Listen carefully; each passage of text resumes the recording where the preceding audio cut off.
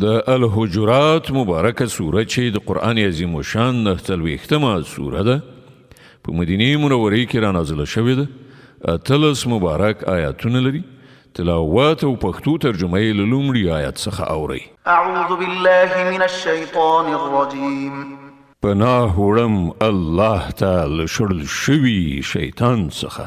بسم الله الرحمن الرحیم. د الله په نوم چې ډېر زیات مهربان پوره رحم لرونکی دی. يا أيها الذين آمنوا لا تقدموا بين يدي الله ورسوله واتقوا الله إن الله سميع عليم. ای مؤمنانو د الله او د هغه د پیغمبر په مخ کې مو وړاندې کیږئ او له الله نه وویریږئ. الله د هر څه اوریدونکی او پوهیدونکی دی. يا أيها الذين آمنوا لا ترفعوا أصواتكم فوق صوت النبي ولا تجهروا له بالقول كجهر بعضكم لبعض أن تحبط أعمالكم وأنتم لا تشعرون.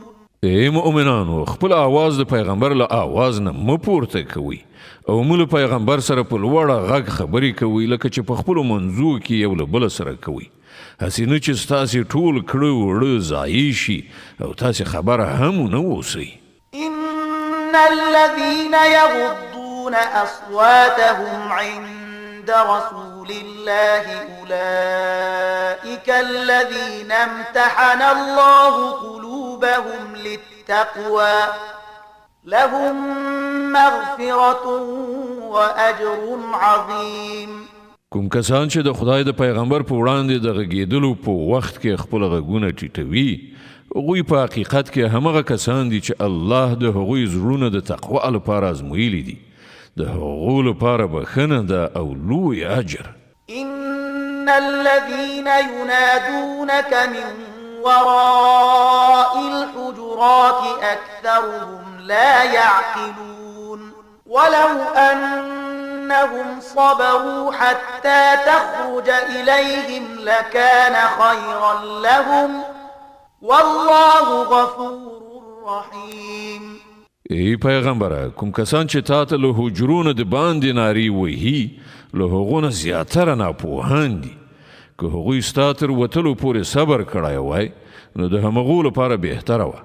الله بخونکی او نهایت رحم لرونکی دی. يا أيها الذين آمنوا إن جاءكم فاسق بنبأ فتبينوا أن تصيبوا قوما بجهالة فتصبحوا على ما فعلتم نادمين. ای مؤمنانو که کوم فاسق تاسې ته له کوم خبر سره راشي نو تاسې تحقیق وکړئ.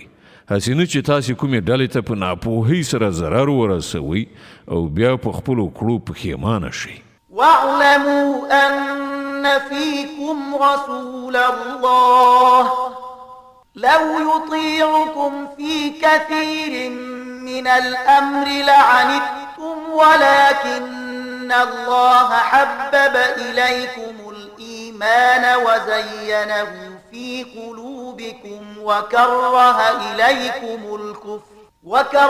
إليكم الكفر والفسوق والعصيان أولئك هم الراشدون فضلا من الله ونعمه والله عليم حكيم. خو پوهیږئ چې ستاسې په منځ کې د الله پیغمبر موجود دی. که هغه په زیاترو چارو کې ستاسې خبره ومني نو تاسې به په خپله په ستونزو کې اخته شئ. خو الله تاسې ته د ایمان مینه درکړه او هغه یې ستاسې لپاره په زړه پورې وګرځاو او له کفر فسق او نافرمانۍ څخه یې تاسې کرکجن کړئ. همدغسې خلک د الله په فضل احسان سره پر سمه لاره دي او الله د علم او حکمت خاوند دی. وإن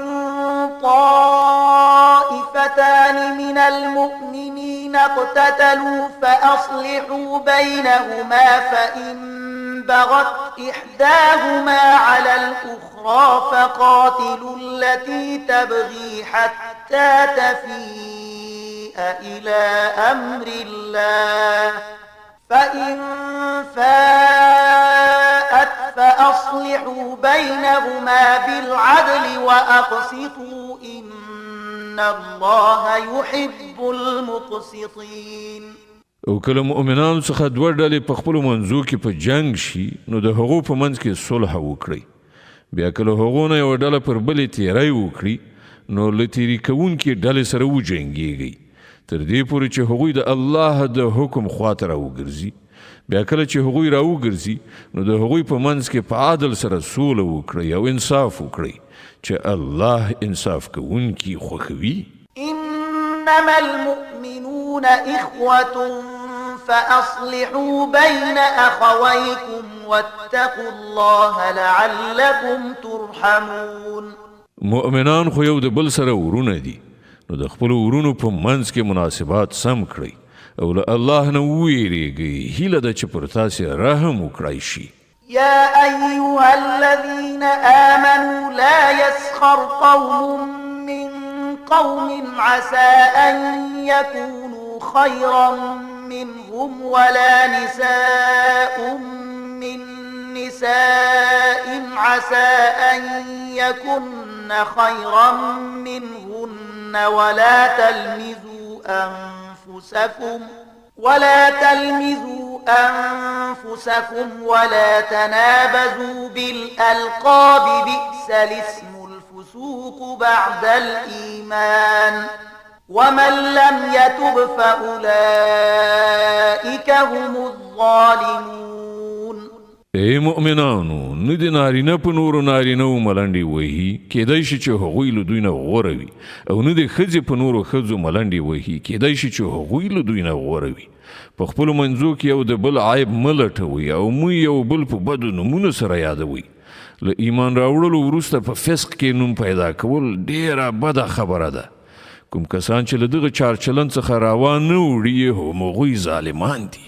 يا أيها الذين آمنوا اجتنبوا كثيرا من الظن إن بعض الظن إثم ولا تجسسوا ولا يغتب بعضكم بعضا أيحب أحدكم أن يأكل لحم أخيه ميتا فكرهتموه واتقوا الله إن الله تواب رحيم. ای مؤمنانو له ډیرو ګمانونو کولو نه ډډ وکړئ چې ځینې ګمانونه ګناه وي. تجسس مه کوئ او له تاسې نه د څوک د چا غیبت نه کوي. آیا په تاسې کې داسې څوک شته چې د خپل مړه ورور غوښې خوړل خوښ کړي؟ ګورئ تاسې په خپله د دې نه کرکه کوئ. له الله نه وویریږئ. الله ډېر ښه توبه قبلونکی او خورا مهربان دی. يا أيها الناس إنا خلقناكم من ذكر وأنثى وجعلناكم شعوبا وقبائل لتعارفوا إن أكرمكم عند الله أتقاكم إن الله عليم خبير. ای خلکو مونږ تاسې له یوه نارینه او یوې ښځې نه پیدا کړئ او بیا مو تاسې قومونه او قبیلې وګرځولئ تر څو چې تاسې یو تر بله سره وپېژنئ. په حقیقت کې د الله په نزد له تاسې نه تر ټولو زیات عزتمند هغه څوک دی چې په تاسې کې تر ټولو زیات پرهیزګار وي. په باوري ډول الله په هر څه پوهېدونکی او باخبره دی.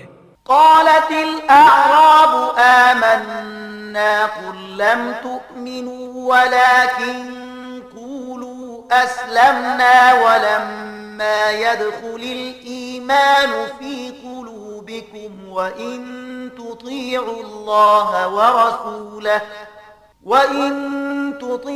الله ورسوله لا يلتكم من أعمالكم شيئا إن الله غفور رحيم. دغه صحرایان وایي چې موږ ایمان راوړ. دوی ته ووایه تاسې ایمان نه دی راوړی بلکې داسې ووایي چې موږ اطاعت کوونکي شو. ایمان لا تر اوسه ستاسې په زړونو کې داخل شوی نه دی. که تاسې د الله او د هغه د پیغمبر فرمان برداري غوره کړئ نو هغه به ستاسې د عملونو په اجر کې څه کموالی را نه ولي.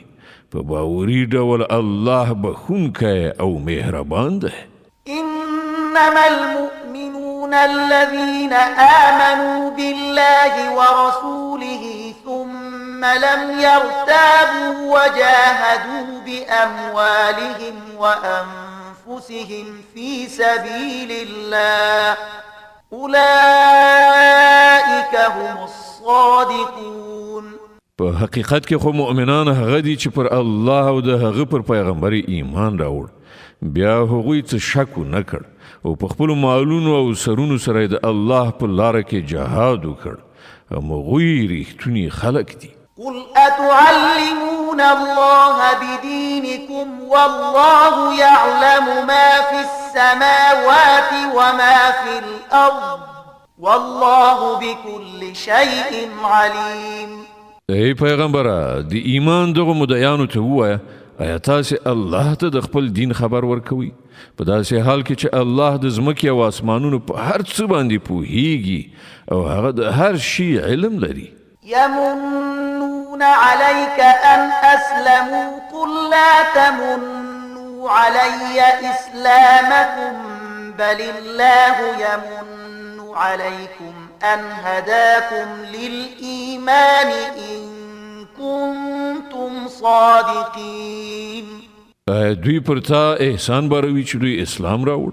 دوی ته ووایه د خپل اسلام احسان پر ما چوي بلکې الله پر تاسې احسان باروي چې هغه تاسې ته د ایمان لارښوونه وکړه که تاسې پر اختیار سره د خپل ایمان په دعوا کې رښتونی.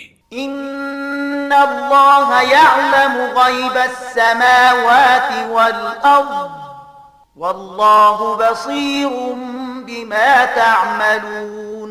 الله د ځمکې او آسمانونو د هر پټ شي علم لري او هر څه چې تاسې کوئ هغه د هغو ټولو لیدونکی دی.